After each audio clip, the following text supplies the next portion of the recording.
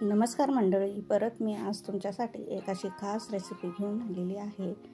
तर बघा, बाजारामध्ये छान असा आवळ्याचा सीझन चालू आहे। तर मी बाजारातून मस्तपैकी हे अर्धा किलो छान हिरवीगार असे आवळे घेऊन आलेले आहे। तर आपण ह्याच आवळ्यापासून मस्त चटपटीत आंबट तुरट असा ठेसा दाखवणार आहे। तर हा ठेसा मी कसा केला यासाठी व्हिडिओ संपूर्ण बघा। तसेच अतिशय चविष्ट आणि तोंडाची चव वाढवणारा हा झणझणीत आंबट तुरट तिखट असा हा ठेसा आहे। त्यापूर्वी जर तुम्ही चॅनलवरती नवीन असाल तर प्लीज चॅनलला लाईक, शेअर आणि सबस्क्राईब करायला विसरू नका। तर चला रेसिपीला सुरुवात करू। तर आवळ्याचा मी किस तयार करून घेतलेला आहे।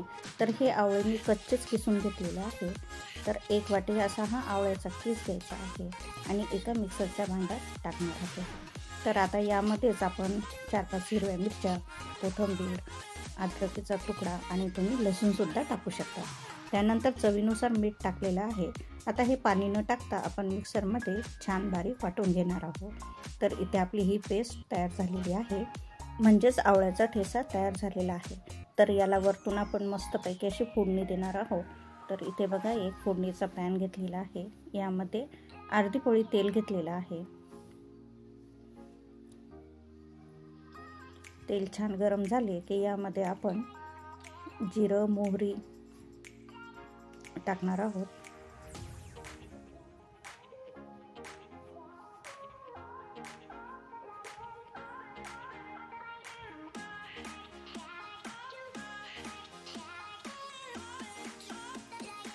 तर छान अशी जिरे मोहरीची फोडणी देणार आहोत। त्याचबरोबर 2 लाल मिरच्या सुद्धा मी टाकलेल्या आहेत। आता यामध्ये हिंग सुद्धा टाकणार आहे। हिंग टाकल्यामुळे या ठेसाला खूप छान अशी चव येते। तर आता इथे ही फोडणी तयार झालेली आहे। तर आता मस्त हा तडका आपण आवळ्याच्या पेस्टवरती टाकून घेणार आहोत। तर बघा, मस्त असा हा आवळ्याचा ठेसा तयार झालेला आहे।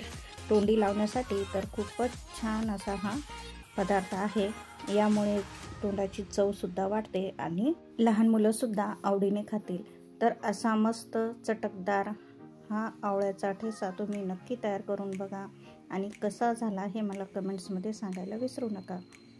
बनवायला अगदी सोपा आणि सहज होतो, तसेच कमी साहित्य लागते। तर अशा बहुगुणी आवळ्यापासून आपण हा ठेसा तयार केलेला आहे। हा आवळ्याचा ठेसा फ्रीजमध्ये 1-2 दिवस टिकतो। अशा पद्धतीने आवळ्याचा ठेसा तयार झालेला आहे। तर तुम्ही सुद्धा नक्की करून बघा आणि कसा वाटला हे सांगायला विसरू नका।